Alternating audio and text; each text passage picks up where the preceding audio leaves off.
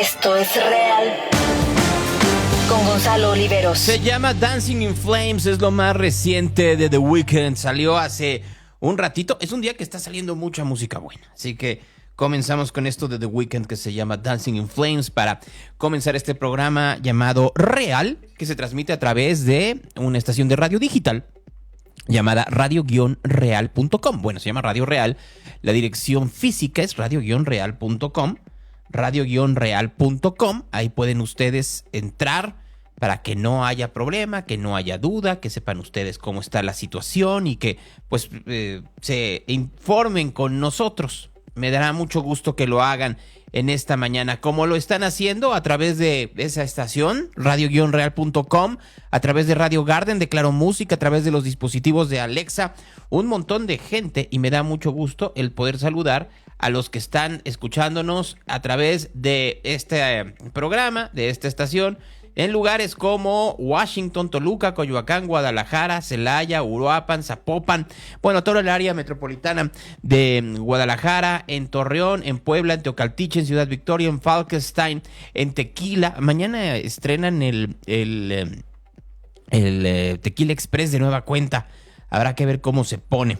En El Paso, Texas, en Ojo de Rana, en La Cañada, en Brooklyn, se está llevando a cabo en estos momentos la primera audiencia del Mayo Zambada allá en Brooklyn. A propósito, hay un montón de cargos, por lo menos hay cargos de narcotráfico en 6 estados de la Unión Americana, así que le están leyendo al Mayo Zambada en estos momentos. Allá el juez Coogan le está leyendo este tipo de cosas. Bueno, en Guadalajara, como ya les había dicho, en la Ciudad de México, en Querétaro, en Puebla, en Oakland, en Aurora, allá en Illinois, en los Estados Unidos, en Coppel, en Texas, los Estados Unidos, en Arequipa, en Perú, en General Escobedo, en Chihuahua, en Celaya, en Cuauhtémoc, en un montón de gente en el área metropolitana de Guadalajara, en Tlajomulco, en Zapopan, en Miguel Hidalgo, en Tlanepantla, en Guanajuato, en Tepic. Cada vez que escucho Tepic, y ya se va a acabar este sexenio, pero por alguna razón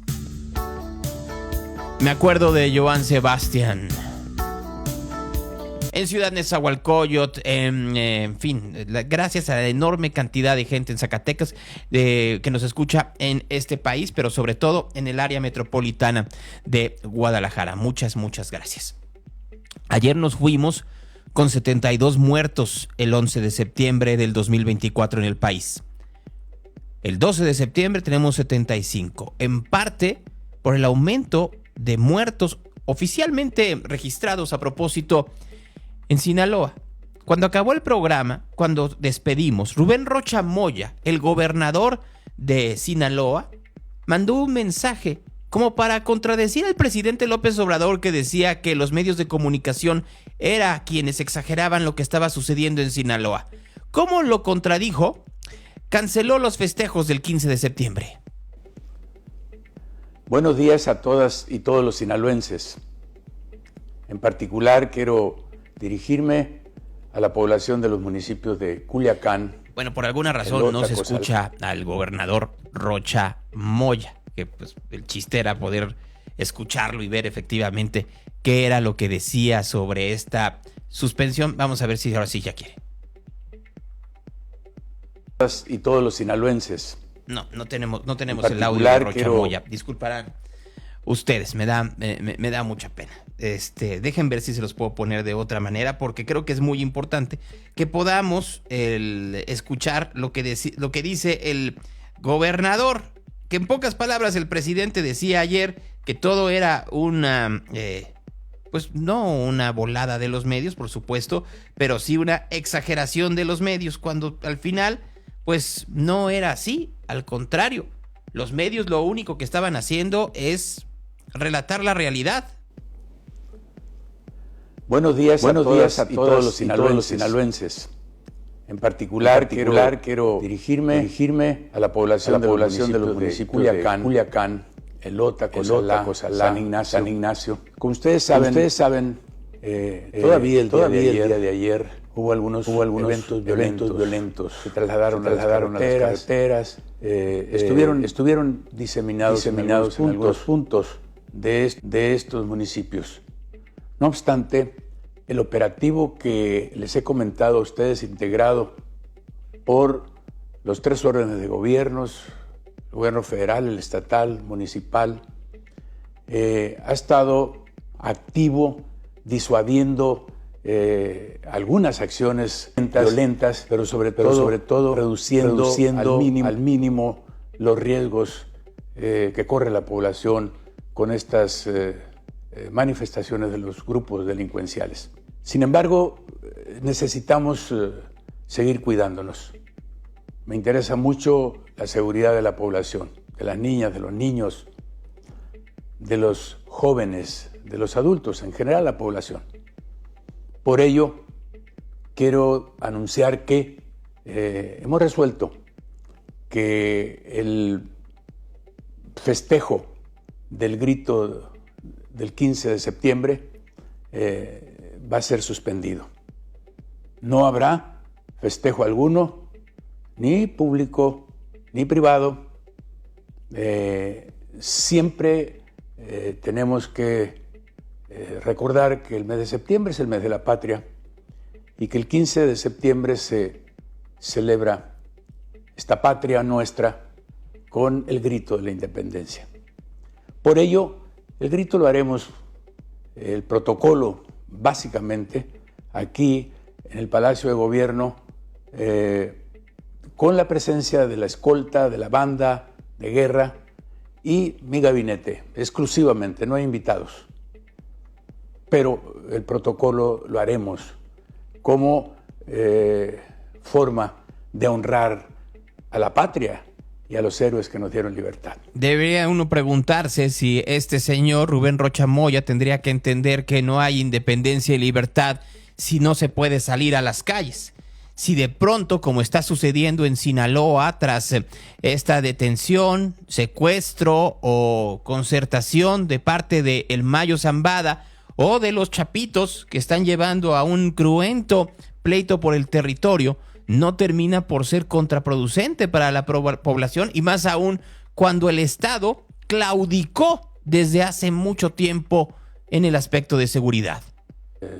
Camiones del servicio público, los camiones urbanos, tomamos la medida de suplirlos con vehículos que tenemos en las escuelas, en las dependencias del gobierno, y le dimos servicio a la población. Hoy los permisionarios han presentado prácticamente el 100% de su servicio y están circulando por las calles, dándole servicio a la población. Bueno, ahí tienen a Rocha Moya. Este gobernador que se la ha pasado durante mucho tiempo evadiendo su responsabilidad. El problema es que no se puede evadir la responsabilidad cuando tienes tu estado en llamas.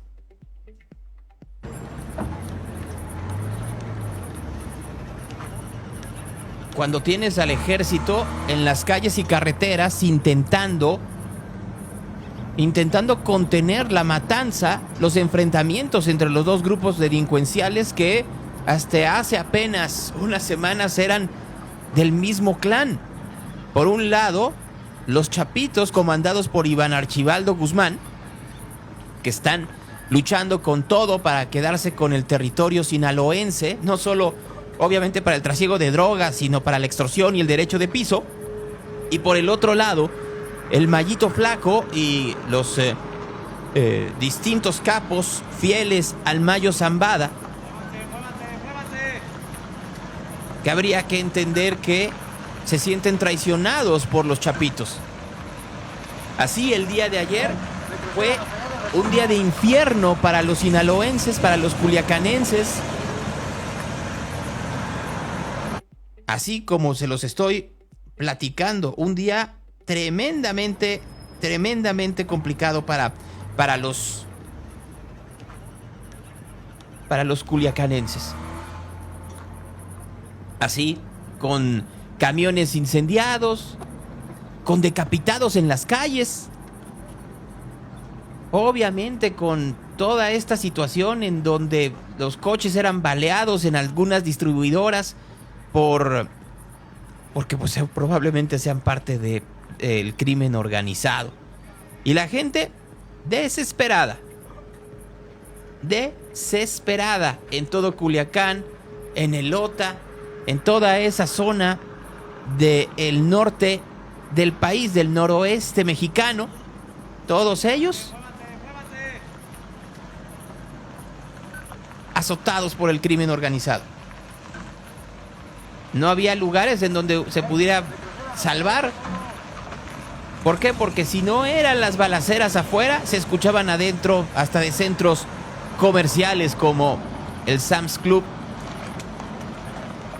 allá en Sinaloa, en donde pues, quedaban los muertos a la mitad del estacionamiento.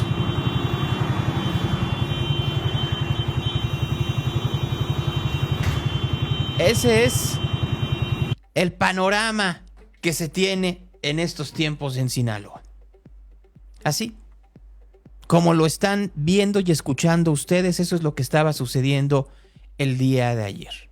No solo eso, porque si bien Sinaloa estaba ya en esos niveles, pues se fue trasladando también en el transcurso de la noche hacia Durango, hacia esta maxipista que une Mazatlán con Durango.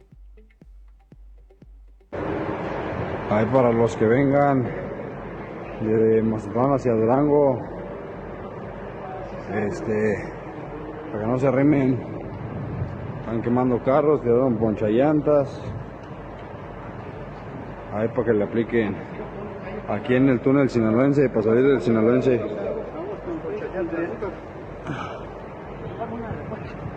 Ponchallantas, siendo las 7:51 hora del Pacífico, el día 12 de septiembre. No tiene nada. Chingo de ponchallantas, carros quemados, y para que le apliquen. Miren ustedes nada más. Yo sé que nos hemos puesto muy puestos en los últimos días a hablar específicamente de la manera en la cual la reforma al Poder Judicial puede afectarnos. Pero se queda la discusión de la justicia en la parte alta. ¿Cómo se va a arreglar la justicia en México a partir de bla, bla, bla, bla, bla, bla? Ya lo hemos platicado. El problema de esto es que no solo tiene que ver con jueces, magistrados y ministros. ¿Qué justicia puede haber para los sinaloenses bajo estos esquemas? Explíquenmelo. Yo no veo cómo. No veo la manera en la cual podamos, como ciudadanos, estar contentos, estar tranquilos ante el azote del crimen organizado. Ya más entrado el día, Rubén Rocha Moya, este inútil gobernador en Sinaloa, que lo tienen ahí porque es amigo del presidente y porque era amigo, según el Mayo Zambada, del mismo crimen organizado, dio un estatus de cómo anda la situación. A ver, permítanme. Está fallando un poco los audios, ustedes comprenderán. Vamos a ver si ahora sí quiere. Vine con el tema de seguridad, comprendo sus inquietudes. Por favor, no se estresen demasiado. Véanos como el gobierno que está pendiente, que lo estamos viendo, que estamos ahí, que estamos haciendo todo lo que está a nuestro alcance y creemos que tenemos la situación, diría yo, controlada. Dice que tiene la situación controlada, pero pues la gente no lo piensa así. Al contrario, estamos viendo cómo el propio gobierno de los Estados Unidos dice que no es así. El día de ayer, la Embajada de los Estados Unidos mandó, y el Departamento de Estado, por supuesto, dice lo siguiente. El consulado en Hermosillo de los Estados Unidos en México ha recibido reportes de robo de autos, de disparos de arma de fuego, de operaciones de elementos de seguridad, de bloqueos en caminos, vehículos incendiados y carreteras cerradas en Culiacán, en el estado de Sinaloa. Las escuelas se han cerrado en Culiacán, Cozalá, Elota y San Ignacio del 13 de septiembre y hasta los festejos del Día de la Independencia han sido cancelados.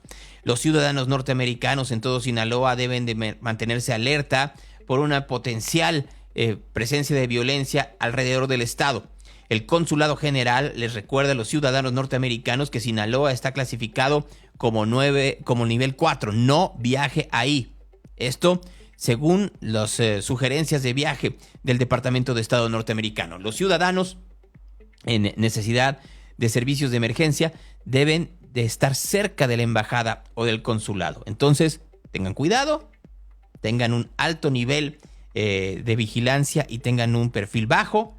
Monitoreen los medios locales, que son muy eficientes en estos casos. Los medios como Norestes y algunos otros medios de comunicación en Sinaloa han sido mucho más eficientes que el gobierno de Rubén Rocha. Mucho más eficientes. Y vean su seguridad personal, sigan lo que dicen las autoridades locales. Ya, ahí andamos. No más. Y todo esto comenzó, por supuesto, a partir de lo que les platicaba hace un rato, la manera en la cual el Mayo Zambada y sus aliados se sienten traicionados por los chapitos. Hace un momento, el Mayo Zambada, que salió vestido de color caqui, con el uniforme de la prisión, custodiado por agentes federales, un hombre de casi 80 años de edad, se declaró no culpable de estos cargos que tiene, por lo menos en 6 estados de la Unión Americana. No culpable, dijo hace unos minutos el Mayo Zambada allá en la corte de Brooklyn del juez Coogan en los Estados Unidos. Sinaloa se incendia, mientras el gobierno de México, el gobierno del presidente López Obrador, continúa en sus festejos y continúa con sus veladas amenazas. Hoy en la mañana lo volvió a hacer, en este caso sobre el traspaso de ciertas unidades hospitalarias en México de 2 empresas que, dice el presidente, no se quieren poner de acuerdo con él. Y dijo que Claudia Sheinbaum no va a ser tan fresa como él. Escuchemos. Es muy recta. En una de esas voy a salir yo fresa.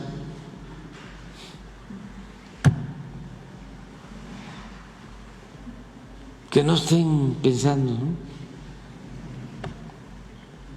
de que van a regresar a lo de antes. No, ya antes como antes, ahora como ahora.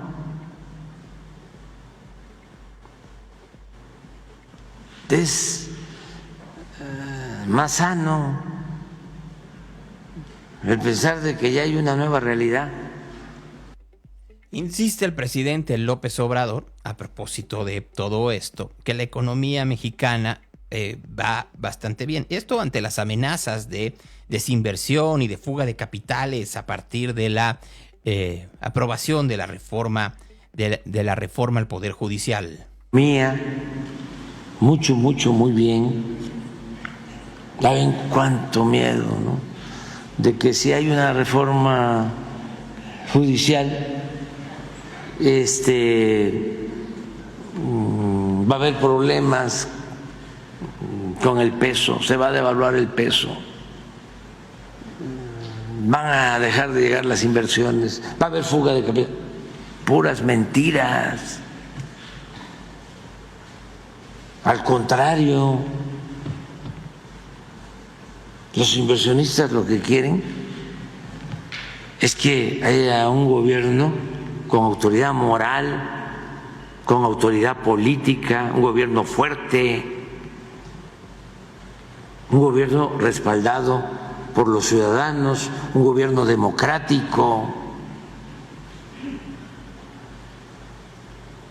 Y por eso le tienen confianza al país y sigue llegando la inversión y vamos a terminar, es muy probable que terminemos el sexenio sin devaluación, y eso no se veía en 50 años. A ver, tiene razón el presidente, no va a estar el dólar más caro de lo que estaba en la época del señor Peña Nieto. Nada más vamos a hacer una consideración que no quiere él recordar: la gran cantidad de dinero que tiene en reservas internacionales el Banco de México, que hace que efectivamente el dólar esté medianamente estable es de remesas de una parte de mexicanos que viven allá. No quiere decir esto que sea un éxito del gobierno de López Obrador. Y la otra es la sospecha que hay de lavado de dinero por parte de las remesas al crimen organizado.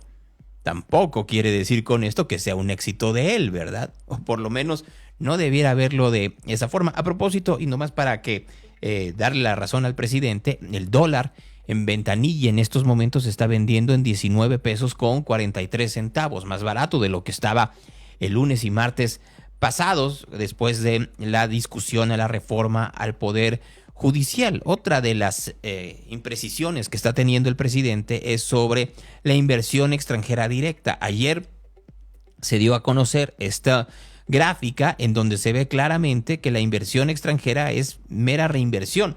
Es decir, no está llegando dinero fresco y eso tendríamos que comprenderlo. La reforma al Poder Judicial, claro que afectó de manera importante la credibilidad en los mercados. Bueno, que afectó la credibilidad en el gobierno después de la negociación, por un lado, con los Yunes padre e hijo, es decir, con todo el clan veracruzano de priistas convertidos en panistas y ahora panistas convertidos en aliados de Morena, que han sido señalados desde hace mucho tiempo por actos de corrupción. Y por el otro lado, por supuesto, del senador Barreda, el suplente de Eliseo Fernández, que también anda huido en Campeche por alegatos de fraude y de crimen. En pocas palabras, varias fichas que tenemos en la política mexicana. Ahora bien, Clemente Castañeda, el coordinador del Senado de Movimiento Ciudadano, dice pues que explique Barreda.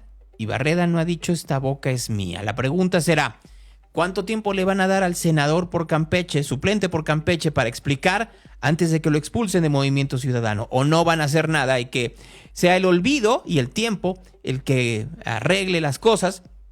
Porque si no, Movimiento Ciudadano se quedaría con 4 senadores y no podría ser considerado una fracción parlamentaria y se quedaría sin muchas posibilidades. Entonces se las están viendo un poco negras los de MC allá en el Senado. En la Cámara de Diputados ayer se levantó el plantón, como se los informé, por parte de los trabajadores del Poder Judicial de la Federación. Siguen viendo qué es lo que van a hacer, cuáles son las siguientes medidas. El que se puso muy contento con eso es, por supuesto, el ahora diputado Ricardo Monreal. Bajo su experiencia como legislador, ¿qué tan blindada está esta reforma en sus trámites? En todo. Está muy blindada. Desde su procedimiento, sus procesos en las 2 cámaras, sus procesos en las legislaturas. La reforma constitucional, en su artículo 135, establece mecanismos muy complejos para el poder reformador o el constituyente permanente, mayorías calificadas y mayoría de legislaturas. No admite recurso alguno. Cuando son reformas a la Constitución, no procede acción de inconstitucionalidad. No procede controversias constitucionales, no procede el amparo. Es decir, la reforma constitucional está blindada. No hay forma de que una impugnación pueda ponerla en riesgo. Está totalmente blindada y el poder reformador lo otorga el pueblo.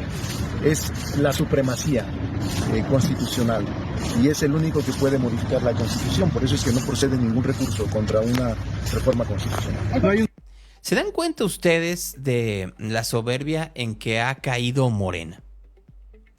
Si revisamos el discurso, miren, era un tono muy común dentro de la conversación pública política a través de las redes sociales, a través del entorno digital, la manera en la cual Morena, y específicamente los propagandistas de Morena, despreciaban cualquier tipo de alegato por parte de los opositores. Todo era perfecto, todo estaba muy bien, ¿para qué nos hacemos tontos? La vida sigue y ustedes ya perdieron.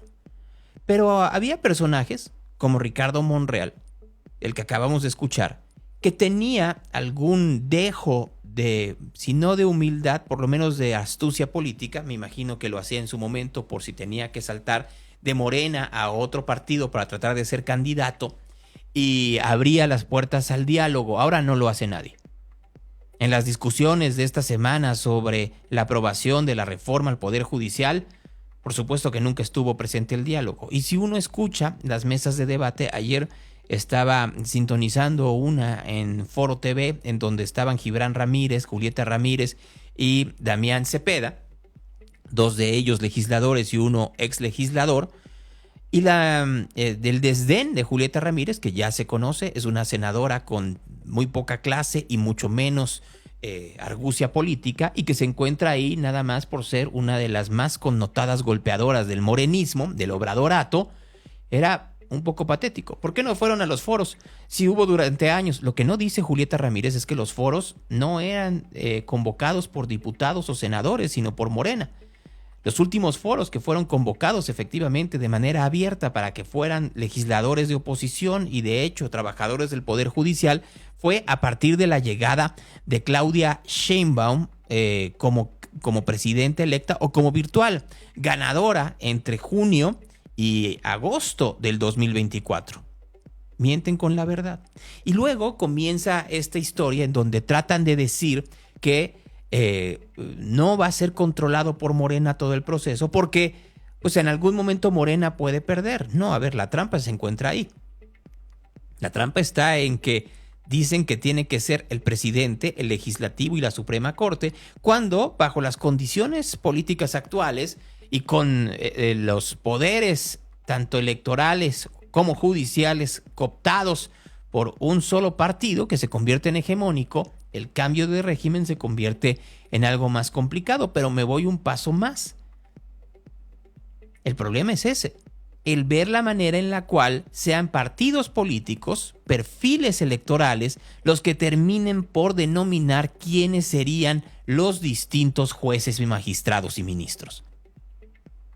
Y esa es la manzana envenenada de la reforma al Poder Judicial. No tanto la elección de jueces, en donde sí puede haber una intromisión del crimen organizado, sino también la manera en la que seleccionarán a dichos candidatos. Pero no es un tema que quieran discutir, al contrario, ya se aprobó y no habrá mucho que hacer. Aunque a través de filtraciones a medios de comunicación, una al periódico ABC de España y otra a la columna de Carlos Loret de esta mañana, lo que terminan por decir es que Claudia Sheinbaum está mandando mensajes de que va a tender a temperarla. La realidad es que no tiene cómo. Sheinbaum ha dejado vacíos de poder importantes entre junio y septiembre del 2024, convirtiéndose en el zorrillo florín del rey Leonardo convertido el presidente en este mismo. Y entonces el poder se llena, y quien lo ha llenado ha sido López Obrador, decidiendo casi todo. Quienes se quedan en diversos puestos de la administración pública, de qué manera tienen que ser los tiempos legislativos, la manera en la cual tiene que ser la discusión de las reformas y hasta cómo tendría que accionar Claudia Sheinbaum hacia el futuro. Lo acabamos de escuchar cuando dicen que ella no es tan fresa. Apenas el día de ayer, Claudia Sheinbaum anunció que el actual director del SAT, muy amigo de Andrés Manuel López Beltrán, se quedaría en el mismo puesto. Se va a quedar Antonio. ¿Se va a quedar Antonio? Se queda prácticamente todo el equipo de Hacienda. Okay. Nada más el subsecretario de egresos. Que se va al gobierno de la ciudad. Juan Pablo del Voto, se va al gobierno de la ciudad. Y la compañera que era ahora secretaria de Finanzas y que fue subsecretaria de egresos, viene como subsecretaria. ¿Por qué se queda el doctor? ¿Por qué se queda él? Se quedan todos, es un muy buen equipo. Es un equipo que honesto, todo, y que conocen las finanzas públicas, nuestros proyectos.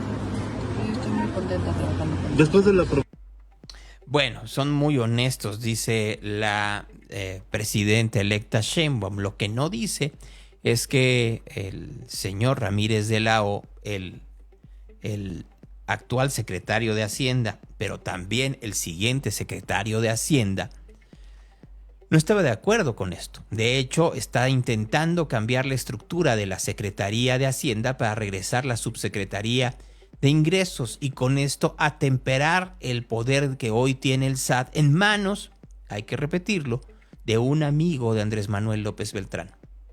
Así con eso, la familia López tendría el control electoral, el control de gobierno a través de Rosa Isela, en la Secretaría de Gobernación, el control económico a través del SAT, y habrá que ver si no tienen, por supuesto, el control judicial a través de Arturo Saldívar y Lenia Batres en la Suprema Corte de Justicia de la Nación. A propósito, el día de ayer, Lenia Batres mandó una sugerencia a sus compañeros ministros en la Suprema Corte de cómo tendría que ser la transición. Ella dice, ya este arroz ya se coció, vamos a darle y vamos a negociar las leyes secundarias. A ver si de esa manera funciona. Pues la verdad yo creo que no está tan fácil. En esta mañana, trabajadores del Poder Judicial están cerrando la Bolsa Mexicana de Valores, intentando con esto continuar con sus protestas a partir de ello. La verdad es que, si bien el presidente ya anunció que la publicará el decreto de reforma al Poder Judicial el próximo domingo en la mañana y que saldrá en el diario oficial para poder gritar viva el Poder Judicial en su último grito, habrá que ver qué hoyos habrá dentro de la ley que serán obviamente peleados en los tribunales y de qué forma van a accionar los magistrados, jueces y ministros. Sobre ello también habló el día de ayer la doctora Sheinbaum. En la aprobación de la reforma parece que hay estabilidad económica, parece que no sí, se cumplió el escenario catastrófico que se iba a ir el dólar a quién sabe cuánto y que nada. En realidad, la gran parte de los cambios de dólar-peso pues tienen que ver con asuntos internacionales. Todavía le falta mucho a la reforma, doctora. Faltan las leyes secundarias. Y prevén un escenario que le pudiera tirar incluso la protectora. En caso de que eso es ilegal. Ya está aprobado. Eso es lo que dice la Constitución. Ya aprobada la reforma, ¿qué mensaje le manda a los trabajadores del Poder Judicial? Se van a respetar sus derechos laborales, sus prestaciones, todo lo que ellos han conquistado se va a respetar. Eso sí, se va a acabar en el motivo de la aprobación.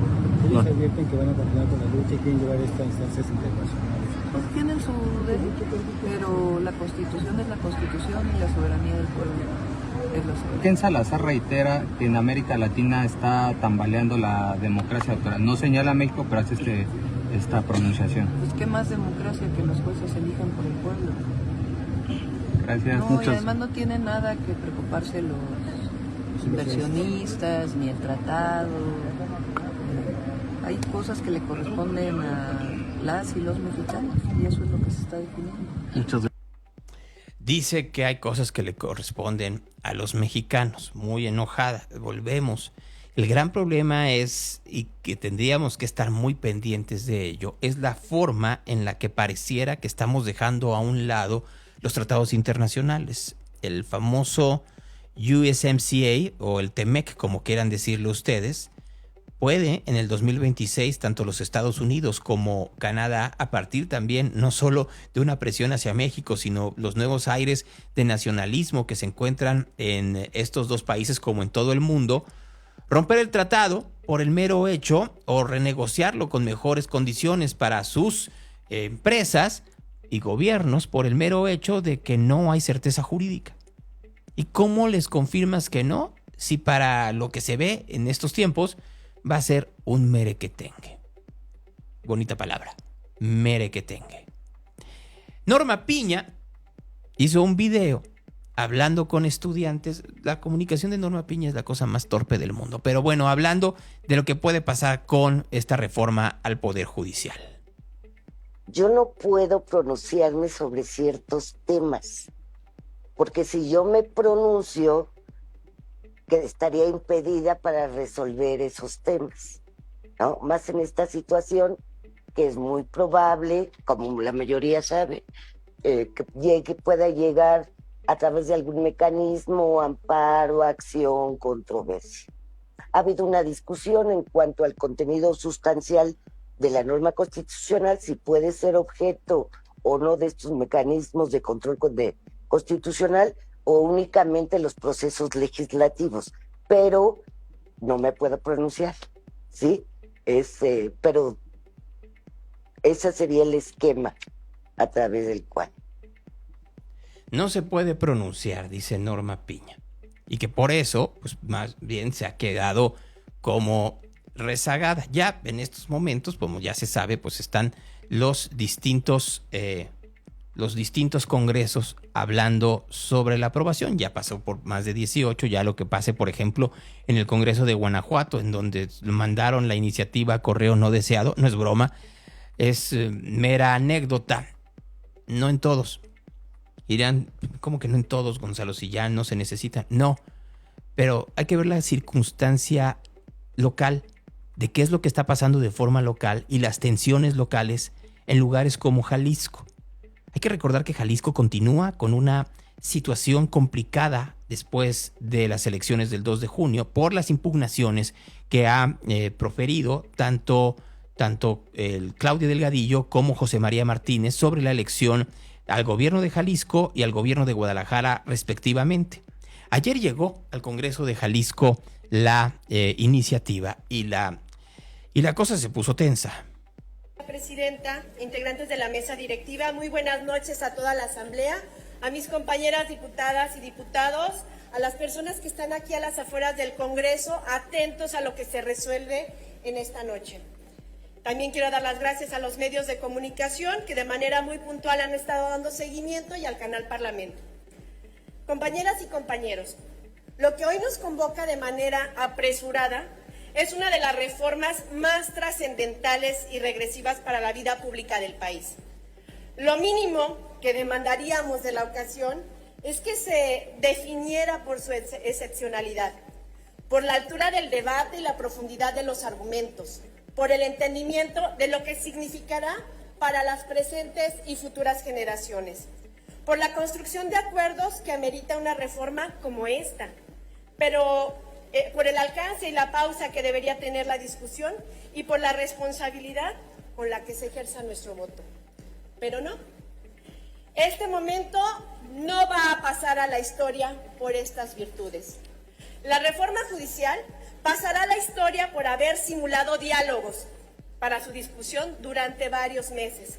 Será recordada por el golpeteo, la manipulación, las mentiras y la descalificación para atacar al Poder Judicial.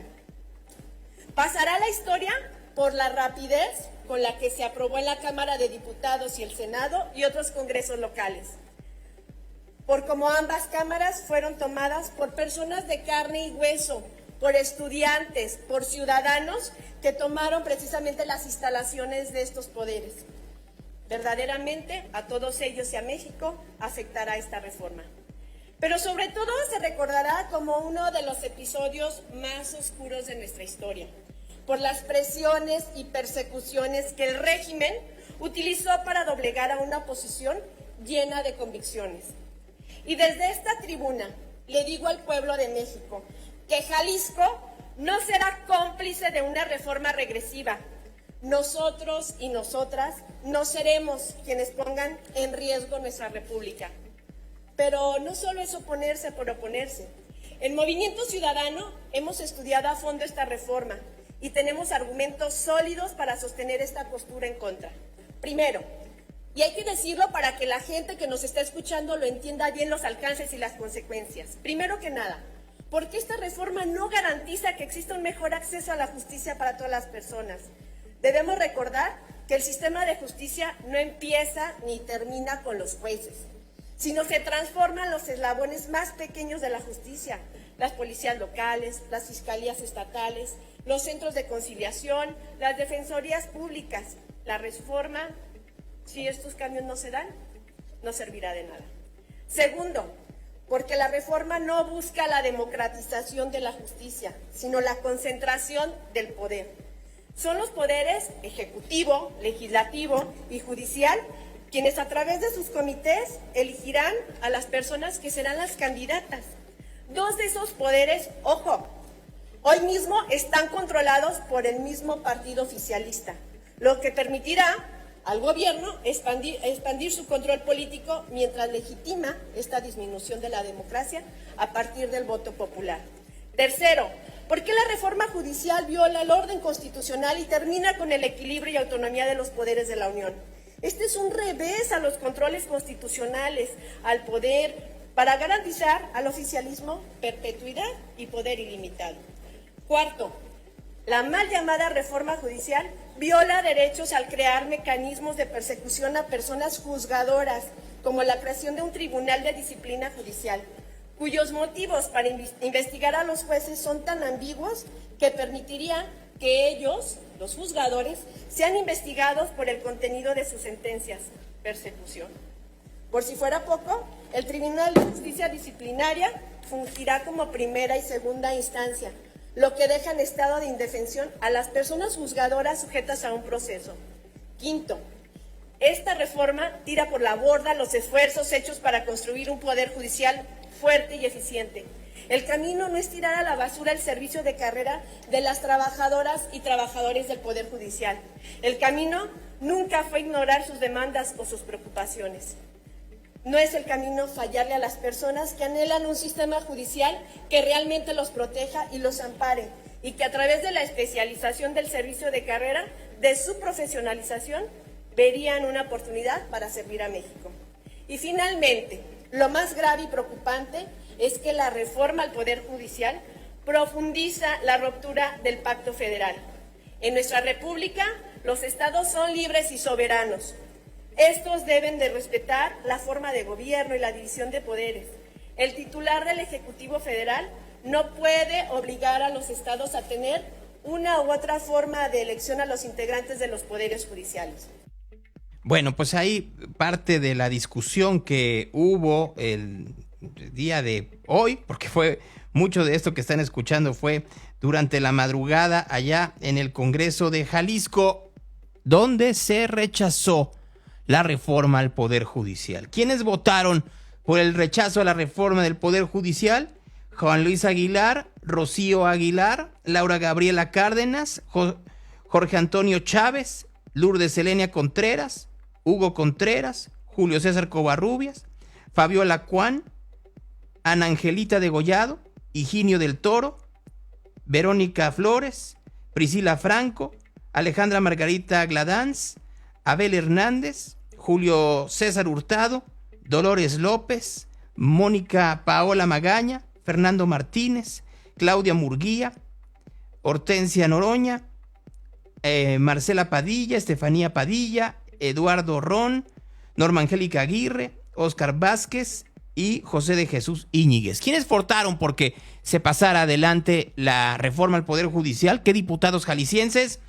Pues son los siguientes, son Elizabeth Canales, Angélica Zárate, Ángela Gómez Ponce, José María Martínez, Jesús Padilla, Leticia Pérez, Lisbeth Ramírez, Robles Villaseñor, Tomás Vázquez y Enrique Velázquez, que ya sabemos que es de Hagamos. ¿Quiénes se abstuvieron? Pues debe estar por ahí Mara Robles, ¿no? Claro, Mara Robles, claro que votó a favor de la reforma al Poder Judicial, ¿cómo no? Si así se lo manda su jefe. ¿Quiénes se abstuvieron? Susana de la Rosa y Alejandra Montes, del Partido Acción Nacional. Susana de la Rosa, por supuesto, de Futuro. Aquí la pregunta es, ¿por qué, si parecía que todo iba a ir por un lado, terminó yendo por otro? El día de antier comenzó a distribuirse, como lo platicamos, un video o una serie de videos, algunos de ellos firmados por los miembros de la organización Volan, entre otros medios que tiene esta organización es el Defensor de la Verdad y el Charro Político, en donde está el señor Carmona y la señora Solano, hablando de que ayer se iba a anunciar la anulación de la elección para el gobierno de Jalisco y que de hecho para eso iba a estar en un evento multitudinario a un dirigente de Morena, Mario Delgado. Esto no le cayó muy bien al gobernador Enrique Alfaro. Entonces, ayer Alfaro, en uno de los eventos que está haciendo ya en cierre de gobierno, inaugurando obras y este tipo de cosas, dijo lo siguiente. Entonces, el proceso de Morena, el anuncio que va a dar esta tarde Morena... Ahí van las regadas. ¿De qué? ¿Quién? Morena va a dar un anuncio esta tarde en el aeropuerto. Bueno, ya cambió. Pues ellos siguen con su cantaleta y lo que nosotros podemos decir con toda claridad es que en Jalisco la gente ya decidió, que la gente expresó su voluntad y que es verdaderamente lamentable que en este país haya un proyecto político que no sea capaz de reconocer sus derrotas, que critique a los mismos árbitros que fueron los que estuvieron en el proceso en donde ganó la presidenta Sheinbaum, en donde ganaron muchas diputaciones, alcaldías. Es lamentable lo que está pasando, pero pues el mensaje es muy sencillo. Aquí vamos a defender la voluntad popular, esa no se va a pisotear, y puede venir aquí quien quiera a decir lo que se le antoje. La voluntad de los jaliscienses se va a defender con todo, y yo estoy seguro que las autoridades electorales jamás se prestarían a cometer una tropelía como esta. Vivimos tiempos difíciles en el que están pasando cosas difíciles de creer, pero hacer un acto de esta naturaleza, vulnerar la voluntad del pueblo de Jalisco con alguna trampa, sería cruzar una línea muy, muy peligrosa. Yo confío en que las autoridades electorales, las encargadas de validar esta elección, actúen con responsabilidad y respeten la voluntad del pueblo de Jalisco, y pues de estos personajes que, insisto, no saben aceptar las reglas de la democracia, pues qué pena, y más, a mí lo que más me parece difícil de aceptar y de entender es que venga a ser eso el que va a ser el próximo secretario de Educación. No puedo creer. Una incertidumbre postelectoral que no le conviene a nadie, gobernador, eso de pues, que si sí, que si no, es que yo creo que no hay ninguna incertidumbre electoral. La elección fue clara, son casi 200,000 votos de diferencia.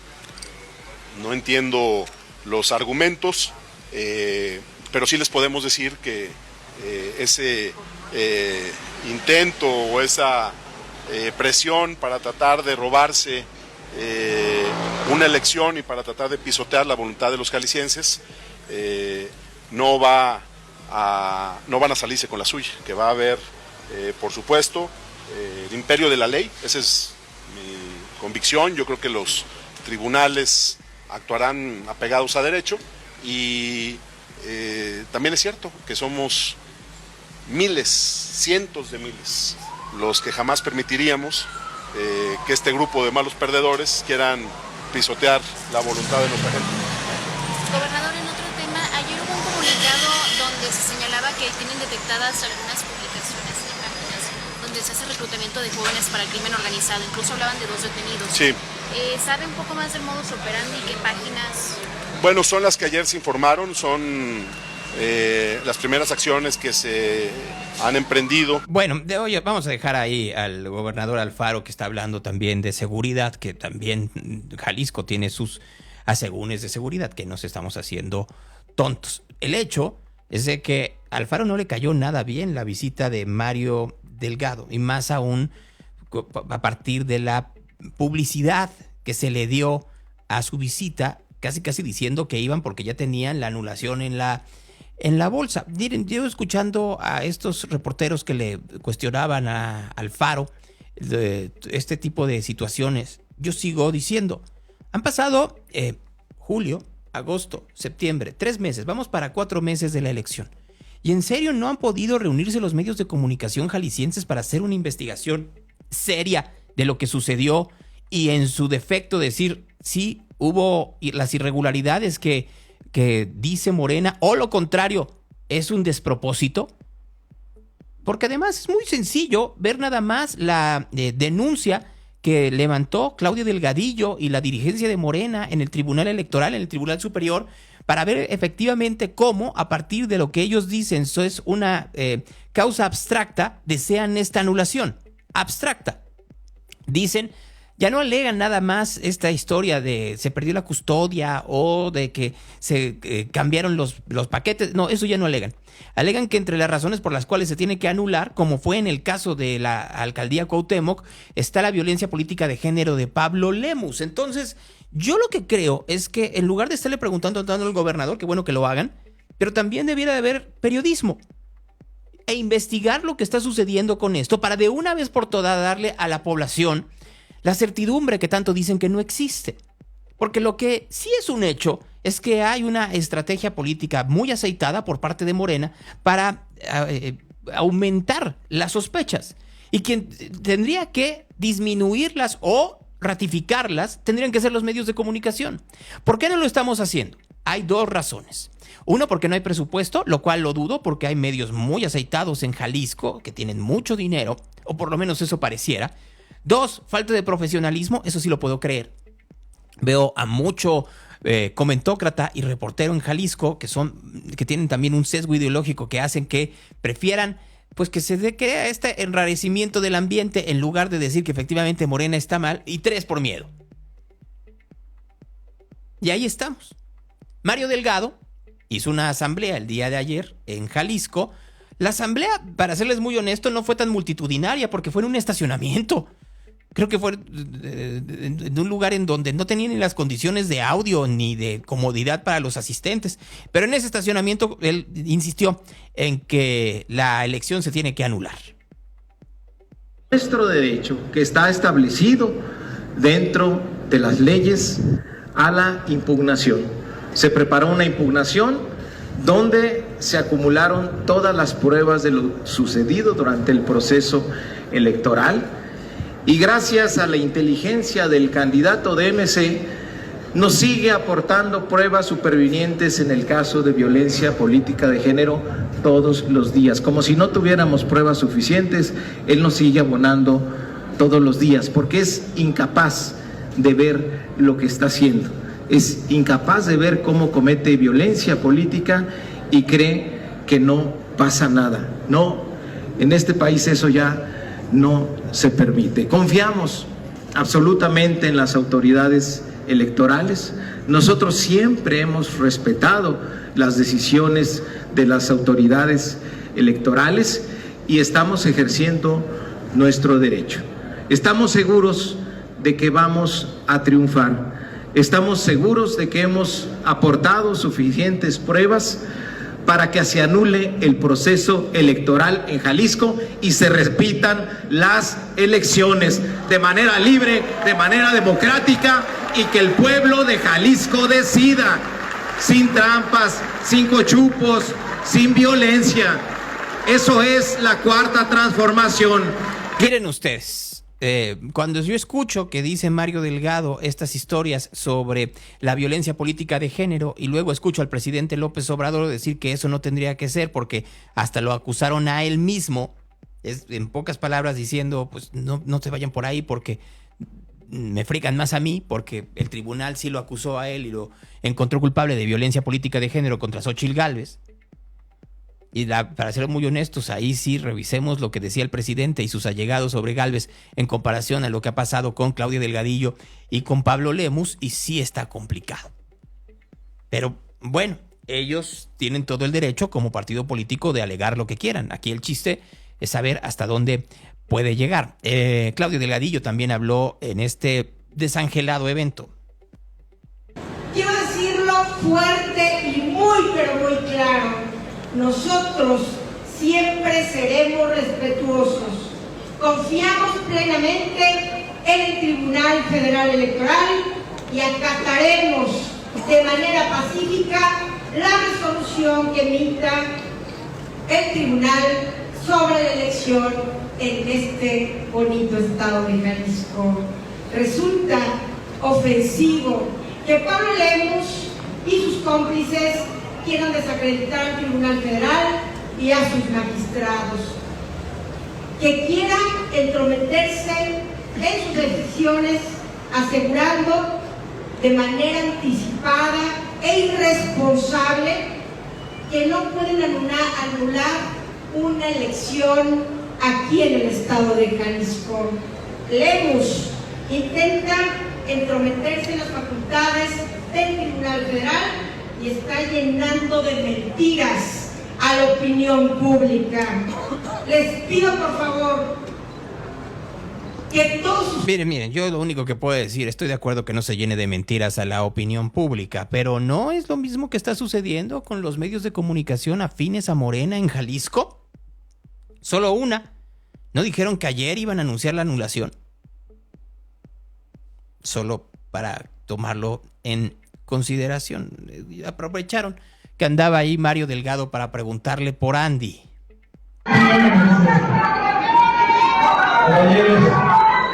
Compañeros, les quiero pedir respetuosamente mostremos cómo somos en Morena, somos ordenados y tenemos muy claro hoy el mensaje que le queremos enviar al pueblo de Jalisco, de que tenemos que seguir luchando.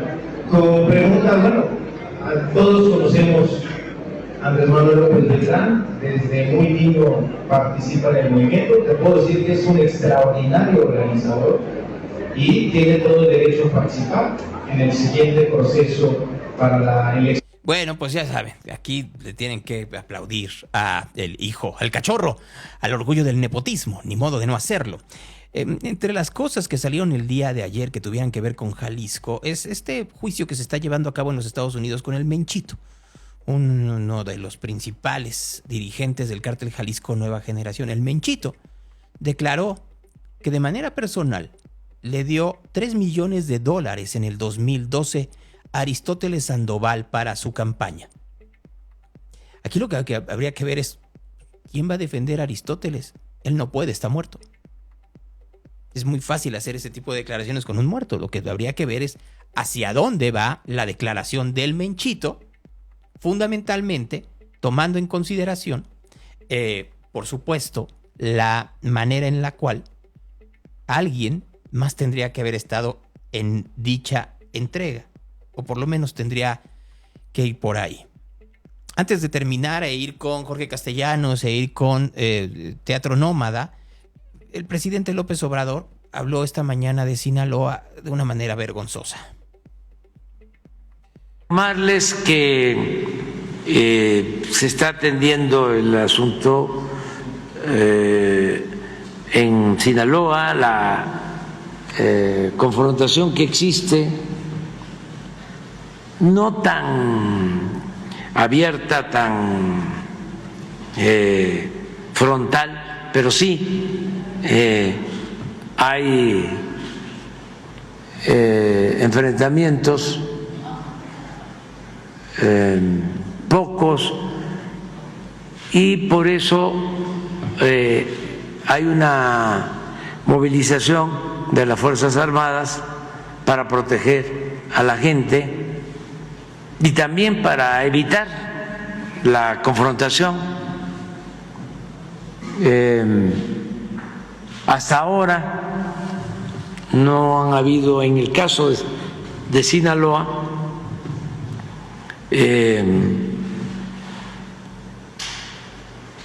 muchos homicidios. Es que es muy bueno aclarar de que se hablaba de 8, de 12, y es el Reforma, pues. Así como están escuchando, el presidente López Obrador prefirió, en lugar de hablar de la situación de violencia que hay en Sinaloa, atacar al medio de comunicación que fue a contar los muertos que estaban en la calle. Que se actúe con precaución, pero sin alarmismos, y que tengan cuidado que si leen a estos pasquines no les crean. Nosotros vamos a estar informando. Por ejemplo, miren lo que estoy viendo aquí. Yo hablé ayer de 2 muertos. Pues sí, esos son los reportados. Y acá dicen 12 muertos y o sea, como que estamos en contradicción con lo que dice la Fiscalía de Sinaloa. No, es que los 8 o 12 muertos que menciona la Fiscalía son 4 días desde que empezaron los enfrentamientos, y ayer fueron 2 y hoy 2 o 3. A ver, pon la tabla, pon la de antier y pon la de ayer. ¿Cómo no se preocupan? No se preocupan ya por... sí, este es Sinaloa. 4 homicidios. Y ahorita voy a hablar de Nayarit. 4. A ver, pon la de antier.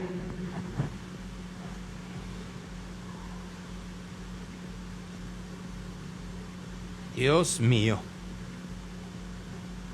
2. Mío. Que estos fueron los que dije. Y eso es lo que sacaron en el periódico, de que no era cierto, que eran 2. Y es que la Fiscalía habla de 4 días. Miren, si vemos la tabla, antier 72, ayer 75. Y el presidente López Obrador se le olvida que por eso están los videos. Y ahí están los videos que están en redes sociales del día de ayer en Sinaloa, en donde la gente pone la fecha y dice en dónde encontraron, y hay más de 4 muertos en esos videos. Ustedes pueden buscarlos en redes sociales. Pero el problema es el Reforma. El problema no es el gobierno. El problema es que la gente lee el Reforma y se alarma, no que escucha las balaceras y ve los incendios de autos y de autobuses, no ve los muertos en las calles, no escucha los gritos de auxilio. No, eso no es el problema. A veces pienso que el problema no es el presidente López Obrador, que puede, como cualquier político, mentir, sino que nosotros como medios no somos lo suficientemente insistentes en señalar la mentira y en demostrar la manera en la cual hay ese tipo de distorsión de la realidad. Pero en realidad no es así. Hay medios de comunicación que efectivamente han relatado de forma muy puntual lo que está sucediendo en Sinaloa y en Durango, o lo que está sucediendo en Nayarit o en Michoacán, en Cotija, Michoacán, o lo que está pasando en Chiapas, o lo que está pasando en Morelos, o lo que está pasando en la Ciudad de México, o lo que está pasando en Jalisco. Pero que el aparato propagandístico trata de taparlo. Y ahí creo que sí es labor de nosotros y de la sociedad recordar que ese aparato propagandístico no está para ayudarlos a ustedes, sino para ayudar al poder. Y el poder siempre va en contra del ciudadano. Conversaciones. Muchas gracias a la gente en Facebook. Nos escuchamos el martes, el lunes descansemos, ¿no? A menos de que pase algo muy importante, pero descansemos. El lunes nos vemos el martes a las 8:30 de la mañana. Sí, seamos muy honestos ya. La gente quiere descansar, festejen, ¿no? Hagan ese festejo. Bueno, vamos a hablar, que es parte de la compañía de Teatro Nómada, es dramaturga y actriz, y vamos a hablar de impostoras. Hola Juliana, ¿cómo estás? Muy buenos días. Hola, muy bien, muchas gracias. Gracias por invitarnos. No, el agradecido soy yo. Yo había dicho que aquí cuando hay efectivamente por parte de Teatro Nómada este tipo de iniciativas, pues qué mejor que poner a su disposición el espacio. ¿De qué trata Impostoras? Impostoras surge como un cuestionamiento sobre el síndrome del impostor, especialmente en las mujeres. Paloma, que es nuestra directora, empezó a detectar eso, ¿no? En sí misma, en otras amigas, incluso mirando hacia la historia y a otras mujeres muy exitosas, a esta sensación de insuficiencia, y entonces trabajamos en un laboratorio de investigación en el que encontramos que un montón tiene que ver con que tendemos a ocultar las cosas que no son socialmente agradables, que creemos que no lo son o que vamos a merecer menos que los otros por mostrarlas. Entonces, Impostoras, pues eso es una exploración que comienza en el síndrome del impostor y va hacia las cosas que como mujeres tendemos a ocultar o a negar, que son parte de nuestra persona. Me imagino entonces que a partir de esto se crea una obra que yo te preguntaría, ¿cuánta gente hay en escena y cómo se da la tensión dramática dentro del escenario? Somos 4 en escena, bueno, con algunas sorpresas, pero somos 4 personas la mayor parte del tiempo, como puedes ver ahí en las imágenes. ¿Qué fue lo otro que me preguntaste? Perdóname. ¿Cómo se da la tensión escénica? O sea, a ver, ¿cómo es el trazo escénico? ¿En dónde se encuentran? Ya, justamente es una apuesta, creo, que yo agradezco mucho que Teatro Nómada haya hecho, porque si bien Teatro Nómada tiende a trabajar más con textos tradicionales, Impostoras funciona de una manera muy distinta en la que lo que hay es un collage escénico donde hay música, hay danza, hay pues sí momentos mucho más actorales, pero digamos que jugamos con la idea del show, ¿no? Trajimos acá nuestros referentes, justamente Jimena, por ejemplo, Jimena Inch, es una cantautora, ¿no? Que esa es la realidad sobre Jimena.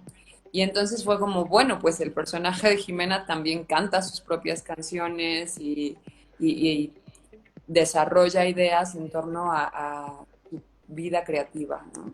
Y también tenemos como un número musical muy bonito, estilo Broadway, porque viene de la historia personal también de la vida de Paloma. Entonces, creo que es una obra en la que si bien no hay una línea de historia solamente, sí está el teatro en su máxima expresión. O sea, hay este juego de la escena, pues eso, que está desde lo actoral, desde lo musical, desde muchas facetas.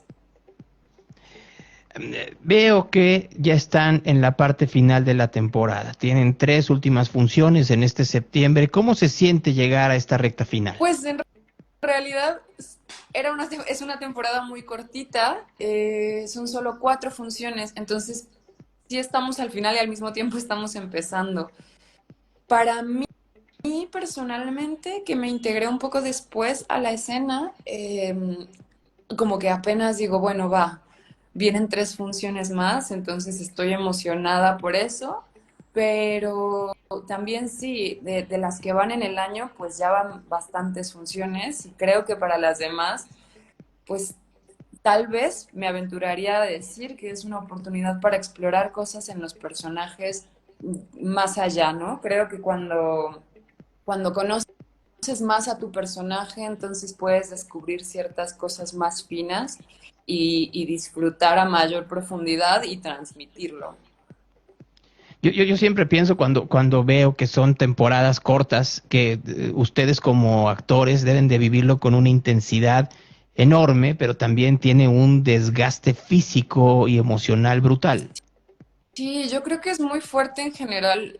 O sea, yo nunca he tenido una temporada larga en la vida, me da mucha envidia a la gente que sí, porque creo que es algo que cada vez es menos común, pero es muy fuerte porque justo ensayas, estás allí recordando, marcando, que si las luces, que si el vestuario, ¿no? Como organizamos todo y hay un flujo de energía muy fuerte, y cuando eso acaba es un shock, ¿no? Como de, ay, pero todo este trabajo parece que fuera como para muy poco, pero lo cierto es que pues sabemos que cada presentación tiene un valor muy importante y pues más bien es muy emocionante, y esperemos que las temporadas sigan y sigan. Entonces, a ver, recuperemos para la gente que nos está escuchando. ¿Cuántas funciones quedan y en dónde se están presentando? Quedan 3 funciones, es este sábado y de la próxima semana, jueves y sábado, en el Teatro Alarife Martín Casillas, que está frente al CODE, el edificio amarillo junto a los cubos. Los boletos están en Voy al Teatro. Si no me equivoco, para las fechas de la próxima semana, bueno, tal vez hay boletos en preventa, no estoy 100% segura sobre la preventa, pero tenemos una promoción especial de que si van grupos de 10 personas, les cuesta solo 100 pesos el boleto. Y la otra cosa es que te queremos ofrecer 3 cortesías para quienes nos escuchan. Entonces, bueno, para que se animen, inviten a más personas. Son 3 funciones, como lo dijiste, nada más, este sábado, el jueves y el sábado de la siguiente semana. Pues entonces, si alguien se anima y quiere ir en estos días a esta obra, que te contacten a ti o a Teatro Nómada. Creo que a Teatro Nómada será mejor, sí. Que le manden un mensaje, ahora sí, que le manden un mensaje en privado diciendo, hey, Teatro Nómada, hazme caso, ¿no? Yo quiero ir a ver Impostoras. Ujú. Sí, Así, tal cual. Mira, aquí Pues no es- el Teatro Nómada, que a quienes nos envíen los primeros mensajes directos, esas personas van a tener las cortesías. Vaya, pues ojalá y así sea, y entonces efectivamente que la gente vaya y los vea. Pues Juliana, te agradezco tu tiempo esta mañana. Muchas gracias a ti. Muy buenos días ahí para que vayan a ver Impostoras, ahí a estas 3 funciones, para que se sientan de hecho hasta como privilegiados, ¿no? Porque pues no hay mucho, no hay mucho al respecto para que puedan hacerlo. Antes de ir con Jorge Castellanos, el presidente López Obrador ya habló sobre esta declaración de no culpabilidad de Ismael El Mayo Zambada. Pues vamos a esperar, ¿no? Porque todavía está iniciando el proceso. Hoy, en efecto, tenía esta audiencia. Según lo que tú estás preguntando, ¿ya terminó o está empezando? ¿Sí? O sea, no se declara culpable. ¿Sí? Hay que esperar a tener toda la información. Vámonos con la banda ya. Vámonos con la banda. Ay, les digo que todo en esta vida para el presidente López Obrador es una evasiva a partir de, pues como somos en México, ¿no? El país se está hundiendo, pero estamos muy interesados en la casa de los famosos. Bueno, ya no tanto. Conversaciones. Sí, porque pues ya se salió el villano y ya pues ya lo que sigue está un poco aburrido, que nos estamos haciendo tontos, ¿no? Marco no va a estar el día de hoy porque está en una diligencia, y pues ojalá y le vaya muy bien en lo que está haciendo en esta mañana, pero estará de nueva cuenta para aquellos que están interesados en Marco el próximo martes, ¿no? Y para los que quieran los boletos, tal cual, Teatro Nómada, así, Teatro Nómada, y ahí los pueden pedir. En Teatro Nómada los pueden pedir, y debe de haber gente que nos está escuchando, porque ya Teatro Nómada lo dijo a través de Instagram, pero quien nos está escuchando a través de radio-real.com o Radio Garden, Claro Música o Eco, lo pueden hacer de esa manera, para que no haya problema. Debe haber algún problema con la conexión de Jorge, porque ya lo autoricé y no entra. Dice, puro prófugo del ácido fólico ve la casa de los famosos. No lo creo. O sea, yo la verdad no estoy de acuerdo con eso. Creo que el entretenimiento en México para una sociedad tan complicada tiene muchos...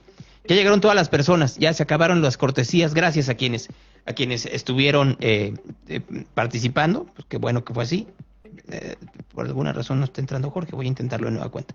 Yo creo que, yo comprendo y entiendo a quienes ven la casa de los famosos como un entretenimiento, pues, accesible, por decirlo de alguna manera.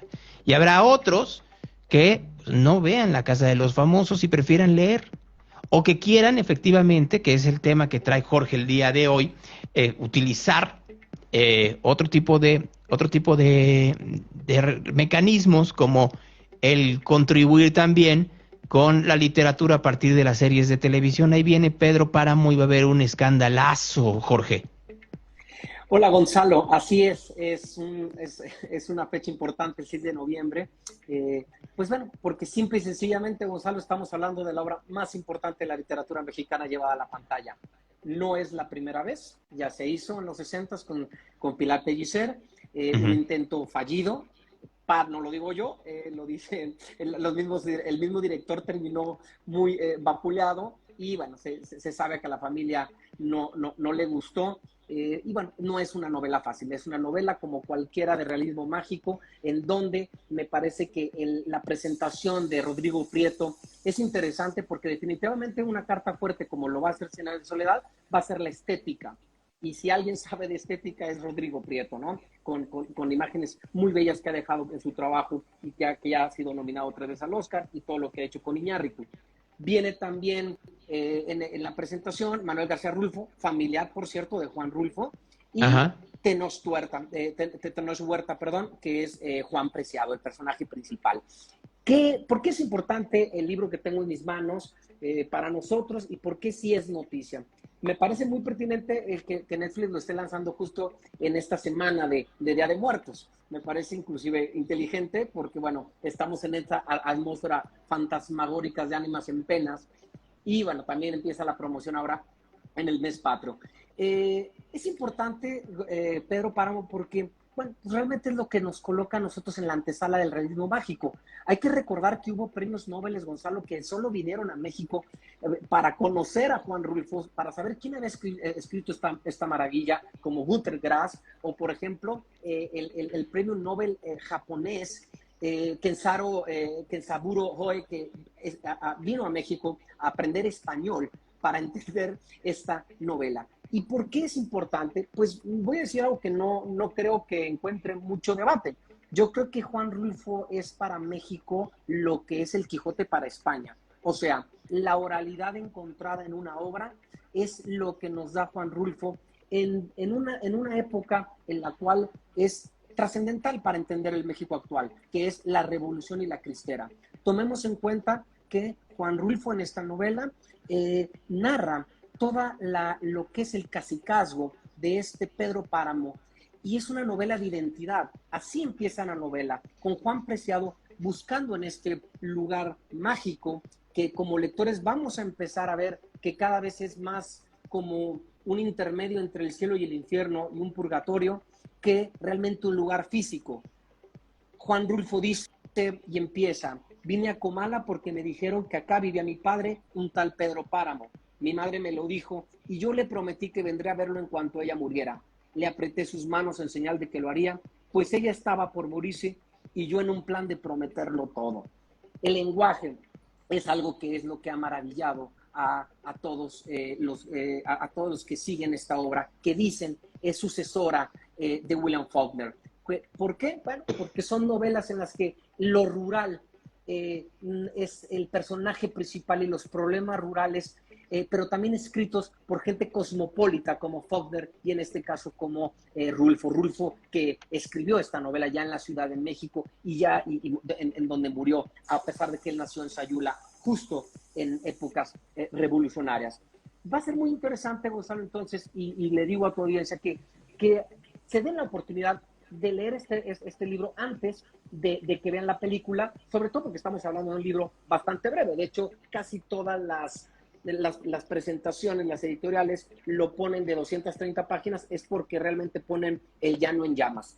Dice Juan Villoro que Monterroso, este gran escritor uruguayo, decía que era un zorro, Juan Rulfo, al haber hecho solamente esta obra maestra. Con esta obra maestra no necesito más para maravillar al mundo.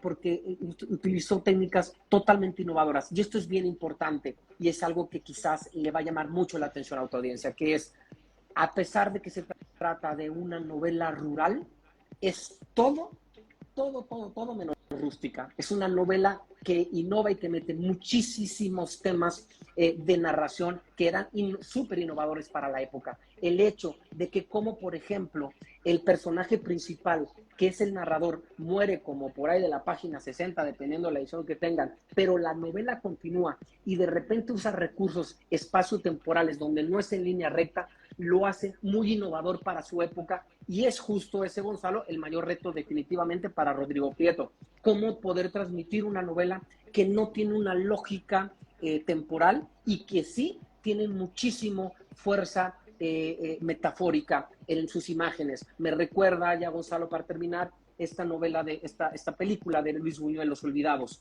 en donde le da voz a los que viven en las periferias. Rulfo lo hace, ya lo había hecho Martín Guzmán, ya lo había hecho Mariano Azuela, pero nunca con Los Olvidados. Siempre se retrató a los poderosos de la revolución, Mariano Azuela a los de la tropa, pero no a los que viven en los confines, a los que realmente quedaron tocados por el paso de los revolucionarios en estos desiertos que eran ahora representados por Comala. Fíjate, me quedé pensando un poco que el momento en donde sale esta versión de Pedro Páramo, al final del sexenio de López Obrador, López Obrador trabajó en el Instituto Nacional Indigenista, que entonces era dirigido por Ignacio Ovalle, en la época que Ovalle becó a Juan Rulfo, y era un funcionario del INI, un hombre que tenía una oficinita chiquitita, muy mal encarado, ya en esa etapa de su vida en donde su creatividad, si no se había extinguido, por lo menos se había reprimido o estaba en un segundo término. Y aquí uno se preguntaría, ¿qué fue lo que sucedió con Juan Rulfo para que este chispa enorme de talento que tuvo en El Llano en Llamas y en Pedro Páramo terminara convertido en un funcionario de tercera en la peor época del régimen priista que se recuerde hasta nuestros tiempos, Jorge? Y además que haces un símil que se ha analizado mucho. Al final de cuentas, Pedro Páramo es un cacique y lo que refleja y para muchos es Comala, es el México. Pedro Páramo llena por sus ambiciones personales, pues no quiero, sobre todo ahora que sí ya viene la película, no quiero spoilear, pero bueno, hace de Comala un cementerio donde parece que todos son sus hijos. Y es una crítica totalmente frontal al poder porque queda devastado. Y para muchos Comala no es un espacio fantasmagórico o extraespacial, sino realmente es México. Y es una crítica fuertísima al gobierno y a la religión. O sea, Juan Rulfo sí fue contestatario, a pesar de que era muy hermético en las palabras. Para esa época, un personaje como el padre Rentería González, bueno, donde un padre corrupto de una moral muy convenenciera, pues es muy aventajado. Algo que ni siquiera Agustín Yáñez, otro burócrata que llegó a ser, pues no solo burócrata, sino gobernador del estado de Jalisco, tampoco lo hizo y no fue tan contestatario. Y sí, como tú dices, entraron en las lógicas priistas. Una apreciación de Monterroso, estaba pensando en el libro de Girondo, pero Monterroso viene de la presión guatemalteca, no uruguaya, perdón. En fin, es mucho que analizar, esperar a ver que salga esta serie de televisión de Netflix. Jorge, te lo agradezco mucho. Muchísimas gracias, Gonzalo, y ojalá de verdad sea una gran producción. Creo que están los elementos ahí puestos, porque sí, así como lo esperaban mucho tiempo los españoles de tener una buena versión del Quijote, creo que para nosotros sería muy importante que se relance esta obra a nivel nacional, y Netflix es una gran plataforma. Que estés muy bien. Hasta luego, buen fin de semana. Ahí está Jorge Castellanos esta mañana con nosotros aquí en Real. Bueno, ya nos queda nada de tiempo. Nos queda tiempo para esto. El Evangelio del Día.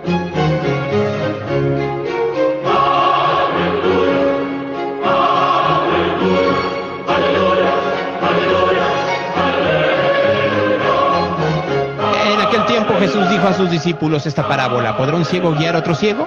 ¿No caerán los dos en el hoyo? ¿No está el discípulo por encima del maestro? Todo discípulo que esté bien formado será como su maestro. ¿Cómo es que miras la brizna que hay en el ojo de tu hermano y no reparas en la viga que hay en tu propio ojo? ¿Cómo puedes decir a tu hermano, hermano, deja que se saque la brizna que hay de tu ojo, no viendo tú mismo la viga que hay en el tuyo? Hipócrita, saca primero la viga de tu ojo y entonces podrás ver para sacar la brizna que hay en el ojo de tu hermano. Esa es palabra de Dios. Real Radio, the station of the cat. Gracias por haber estado con nosotros. Quédense en Musicofilia, es cumpleaños de Yair Cardoso, seguramente pondrá a Topollillo o a Cepillín o las mañanitas de Pedro Infante. Deberíamos de ponérselas, fíjense. Así, rápidamente, las típicas mañanitas de Pedro Infante, que es la cosa más fea en el mundo. Pero por alguna razón a la gente le gustan las mañanitas de Pedro Infante. ¿Por qué? No lo sé. Yo creo que esperando que Pedro Infante esté vivo. No lo sé, sinceramente.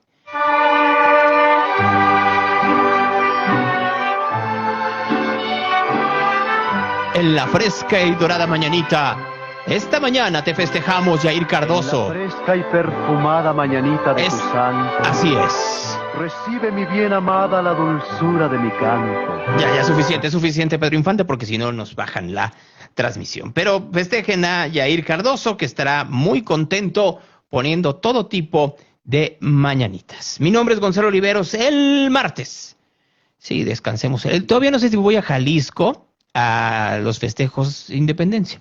Si voy, nos vemos por allá. Si no, nos vemos aquí el próximo martes.